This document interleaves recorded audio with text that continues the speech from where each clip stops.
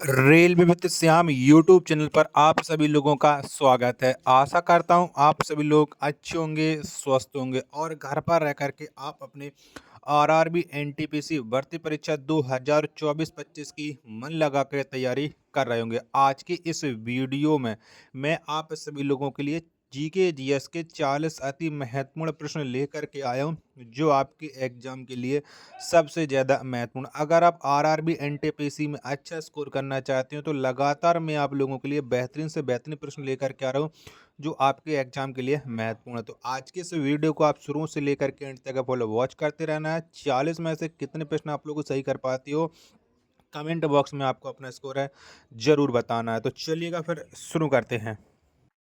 तो पहला प्रश्न आ जाता है कि मानव में गुर्दे का रोग किस प्रदूषण के कारण होता है। तो मानव में जो गुर्दे का रोग होता है, ये कैडमियम के प्रदूषण के कारण होता है। एक का ए ऑप्शन राइट आंसर हो जाएगा। दूसरा प्रश्न आ जाता है कि भारत में डाक टिकट की शुरुआत किस गवर्नर जनरल के शासनकाल में किया गया। तो ये कौन से गवर्नर जनरल के शासनकाल में हुआ था। तो डाक टिकट की जो शुरुआत है वो लॉर्ड डलहौजी के शासनकाल में हुआ था। तो दो का डी ऑप्शन राइट आंसर हो जाएगा। तीसरा प्रश्न आ जाता है कि अंडमान के सेलुलर जेल की दीवारों पर भारत का इतिहास किसने लिखा। किसने लिखा था। तो ये लिखा था वीर सावरकर ने। तीन का सी ऑप्शन राइट आंसर हो जाएगा। चौथा प्रश्न आ जाता है कि 1854 ईस्वी में प्रथम किन दो शहरों के बीच टेलीग्राफ सेवा की शुरुआत की गई। तो 1854 में जो टेलीग्राफ सेवा की शुरुआत हुई थी वो कोलकाता और आगरा के मध्य हुई थी। चार का सी ऑप्शन राइट आंसर हो जाएगा। पांचवें प्रश्न आ जाता है कि स्वामी दयानंद सरस्वती का मूल नाम क्या था। तो स्वामी दयानंद सरस्वती का जो मूल नाम था वो था मूल शंकर, यानी पांच का बी ऑप्शन राइट आंसर हो जाएगा। छठवां प्रश्न आ जाता है निम्न में से कौन एक सुल्तान सुलेखन में निपुण था। तो कौन सा सुल्तान था। तो सुलेखन में जो निपुण सुल्तान था वो था मोहम्मद बिन तुगलक, यानी छह का डी ऑप्शन करेक्ट आंसर है हो जाएगा। सातवां प्रश्न आ जाता है कि भारतीय संविधान का निर्माण किस योजना के आधार पर की गई। तो कौन सी योजना के आधार पर भारतीय संविधान का निर्माण किया गया। तो ये हुआ था कैबिनेट मिशन योजना के आधार पर। सात का सी ऑप्शन राइट आंसर है हो जाएगा। अगला प्रश्न है प्रश्न संख्या 8 है पंडित भीमसेन जोशी का संबंध किस क्षेत्र से है। तो कौन से क्षेत्र से संबंध रखती है पंडित भीमसेन जोशी। तो इनका जो संबंध है वो है शास्त्रीय संगीत से। आठ का सी ऑप्शन देने वालों का राइट आंसर हो जाएगा। नौवां प्रश्न आ जाता है कि संवहनीय वर्षा किस क्षेत्र में होती है। तो संवहनीय जो वर्षा है ये होती है विषुवतीय क्षेत्र में।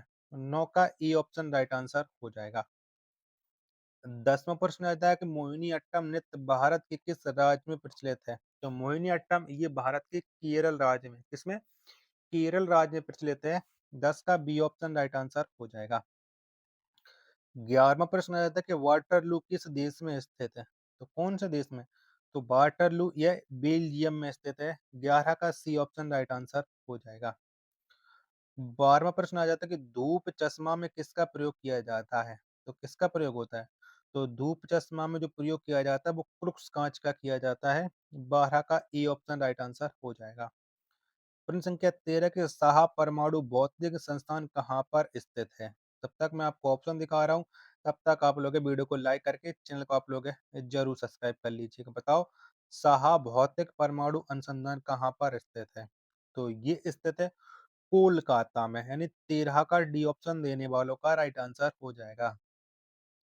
प्रश्न संख्या 14 कि विश्व पर्यावरण दिवस कब मनाया जाता है। तो विश्व पर्यावरण दिवस ये प्रत्येक वर्ष 5 जून को मनाया जाता है, यानी 14 का बी ऑप्शन राइट आंसर हो जाएगा। प्रश्न संख्या 15 आपके सामने की लौह चित्रकला मधुबनी किस राज्य की लोकप्रिय कला है। तो ये कौन से राज्य की है। तो लौह चित्रकला मधुबनी ये है बिहार राज्य की, यानी 15 का डी ऑप्शन राइट आंसर हो जाएगा। 16वां प्रश्न आ जाता है कलिंग पुरस्कार किस क्षेत्र में दिया जाता है। तो कलिंग पुरस्कार ये दिया जाता है विज्ञान के क्षेत्र में। किसके क्षेत्र में, विज्ञान के में। 16 का डी ऑप्शन राइट आंसर हो जाएगा। प्रश्न संख्या 17 के बटरफ्लाई शब्द का प्रयोग किस खेल में किया जाता है। तो बटरफ्लाई का जो प्रयोग किया जाता है वो किया जाता है तैराकी में। यानी 17 का डी ऑप्शन राइट आंसर हो जाएगा। 18वां प्रश्न आ जाता है कि ज्यामिति का जनक किसे कहा जाता है? तो बताओ किसे कहते हैं? तो ज्यामिति के जनक के रूप में जाने जाते हैं यूक्लिड। यानी 18 का डी ऑप्शन राइट आंसर हो जाएगा। 19वां प्रश्न आएगा कि भारतीय विश्वविद्यालय की स्थापना सर्वप्रथम अंग्रेज गवर्नर के शासनकाल में किया गया। तो कौन से गवर्नर जनरल के शासनकाल में ये भारतीय विश्वविद्यालय की स्थापना हुई थी? तो ये हुई थी लॉर्ड कैनिंग के समय में। 19 का डी ऑप्शन राइट आंसर हो जाएगा। 20वां प्रश्न है, आजीवक संप्रदाय की स्थापना किसने किया था? तो किसने की थी? तो आजीवक संप्रदाय की स्थापना मक्खली गोसाल ने की थी। 20 का सी ऑप्शन राइट आंसर हो जाएगा। 21वां प्रश्न है, संसार का सबसे बड़ा द्वीप समूह कौन है? बताओ कौन सा है? तो संसार का जो सबसे बड़ा द्वीप समूह है वो है इंडोनेशिया। 21 का सी ऑप्शन राइट आंसर हो जाएगा। 22वां प्रश्न आ जाता है, जन्म के बाद मानव के शरीर में किस ऊतक के कोशिका का विभाजन नहीं होता है? तो कौन से ऊतक का नहीं होता है? 22 का आंसर आपको देना है। 22 का राइट आंसर क्या हो जाएगा? तो ये तंत्रिका ऊतक का नहीं होता है। 22 का ए ऑप्शन देने वालों का राइट आंसर हो जाएगा।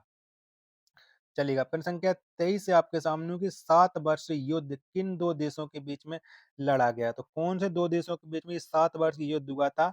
23 का आंसर आपको बताना है कि 23 का राइट आंसर क्या हो जाएगा? फटाफट से बताओ। जब तक आप लोग वीडियो को लाइक करके चैनल को आप लोग जरूर सब्सक्राइब कर लीजिएगा, क्योंकि लगातार आप लोगों के एग्जाम के लिए मैं मेहनत कर रहा हूँ। तो बस आप लोग इतना तो सपोर्ट कर ही सकते हो कि वीडियो को लाइक करके चैनल को आप लोग जरूर सब्सक्राइब कर सकते हो। तो ये हुआ था फ्रांस इंग्लैंड के मध्य। 23 का डी ऑप्शन राइट आंसर हो जाएगा। 24वां प्रश्न है कि मूर्ति देवी पुरस्कार किसके द्वारा प्रदान किया जाता है? तो कौन प्रदान करता है? तो मूर्ति देवी पुरस्कार है ये भारतीय ज्ञान पीठ समिति के द्वारा दिया जाता है। ए ऑप्शन करेक्ट आंसर हो जाएगा। प्रश्न संख्या 24 का 25वां प्रश्न, क्रिकेट में बल्ले की अधिकतम ऊंचाई कितनी होती है? तो क्रिकेट में बल्ले की जो अधिकतम ऊंचाई होती है वो होती है 38 इंच। 25 का डी ऑप्शन करेक्ट आंसर हो जाएगा। प्रश्न संख्या 26 से आपके सामने कि पाचन क्रिया में सबसे बड़ी महत्वपूर्ण भूमिका कौन निभाती है? तो किसके द्वारा सबसे महत्वपूर्ण भूमिका निभाई जाती है पाचन क्रिया में? ये आपको बताना है। 26 का राइट आंसर क्या हो जाएगा? तो ये महत्वपूर्ण भूमिका होती है एंजाइम की। सी ऑप्शन करेक्ट आंसर हो जाएगा। अगला प्रश्न प्रश्न संख्या 27 आ जाता है आपके सामने। अंतर्राष्ट्रीय आपराधिक पुलिस संगठन का मुख्यालय कहाँ पर स्थित है? यानी इंटरपोल का मुख्यालय आपको बताना है। तो इंटरपोल का जो मुख्यालय है वो लियोन स्विट्जरलैंड में है। 27 का डी ऑप्शन करेक्ट आंसर हो जाएगा। 28वां प्रश्न आ जाता है कि प्रकाश संश्लेषण के दौरान सौर ऊर्जा का रूपांतरण किसमें होती है? यानी किसमें होता है? थोड़ी टाइपिंग मिस्टेक हो जाती है। तो प्रकाश संश्लेषण के दौरान जो सौर ऊर्जा का रूपांतरण होता है वो होता है रासायनिक ऊर्जा में। 28 का डी ऑप्शन राइट आंसर हो जाएगा। 29वां प्रश्न है कि भारतीय राष्ट्रगान की पूरी धुन को बजाने में कितना समय लगता है? तो भारत के राष्ट्रगान की पूरी धुन को बजाने में 52 सेकंड का समय लगता है। 29 का सी ऑप्शन राइट आंसर हो जाएगा। नेक्स्ट प्रश्न है प्रश्न संख्या 30 है कि संसार का सबसे गहरा सागर कौन है? तो कौन सा है? तो संसार का जो सबसे गहरा सागर है वो है प्रशांत सागर। 30 का सी ऑप्शन करेक्ट आंसर हो जाएगा। 31वां प्रश्न, कि दाब बढ़ने से बर्फ का गलनांक पर क्या प्रभाव पड़ता है? तो क्या प्रभाव पड़ता है? तो बर्फ का गलनांक है वो घटता है। यानी 31 का बी ऑप्शन राइट आंसर हो जाएगा। 32वां प्रश्न आ जाता है कि मराठा शासक शिवाजी के मंत्री परिषद को किस नाम से जाना जाता था? तो मराठा साम्राज्य शिवाजी की मंत्री परिषद थी, इसको अष्टप्रधान के नाम से जाना जाता था। 32 का ई ऑप्शन करेक्ट आंसर हो जाएगा। 33वां प्रश्न आया था कि स्वतंत्र भारत का प्रथम बहुउद्देशीय परियोजना कौन है? बताओ कौन है? तो ये है दामोदर नदी घाटी निगम परियोजना। ये स्वतंत्र भारत की प्रथम बहुउद्देशीय परियोजना है। 33 का सी ऑप्शन करेक्ट आंसर हो जाएगा। 34वां प्रश्न है कि 2 रुपए और उससे अधिक मूल्य के रुपयों को छापने का दायित्व किसके ऊपर है? तो ये किसके ऊपर होता है? तो ये होता है आरबीआई के ऊपर। यानी 34 का डी ऑप्शन राइट आंसर हो जाएगा। अगला प्रश्न है प्रश्न संख्या 35। इलेक्ट्रॉन सूक्ष्मदर्शी का आविष्कार किसने किया था? तो किसने किया था? तो इलेक्ट्रॉन सूक्ष्मदर्शी का जो आविष्कार किया था वो नाल एवं रोस्का ने किया था। 35 का सी ऑप्शन करेक्ट आंसर हो जाएगा। 36वां प्रश्न आ जाता है, गुरु केलुचरण महापात्रा का संबंध किस नृत्य शैली से है? तो इनका जो संबंध है वो है उड़ीसी नृत्य शैली से। 36 का डी ऑप्शन राइट आंसर हो जाएगा। 37वां प्रश्न आ जाता है कि प्रायद्वीपीय भारत की सबसे लंबी नदी कौन है? तो प्रायद्वीपीय भारत की जो सबसे लंबी नदी है वो है गोदावरी। कौन सी है? गोदावरी है। 37 का डी ऑप्शन करेक्ट आंसर हो जाएगा। नेक्स्ट प्रश्न है प्रश्न संख्या 38 है, भारत का नेपोलियन किसे कहा जाता है? किसे कहते हैं? तो भारत के नेपोलियन के रूप में जाने जाते हैं समुद्रगुप्त। 38 का डी ऑप्शन राइट आंसर हो जाएगा। आशा करता हूँ कि आपको ये वीडियो पसंद आई होगी। तो वीडियो को आप एक बार लाइक कर देना। चैनल को अभी तक आप लोगों ने सब्सक्राइब नहीं किया होगा तो चैनल को आप लोग जरूर सब्सक्राइब कर लीजिएगा। मिलते हैं फिर अपने एक और नेक्स्ट वीडियो के साथ। तब तक के लिए धन्यवाद। जय हिंद, वंदे मातरम।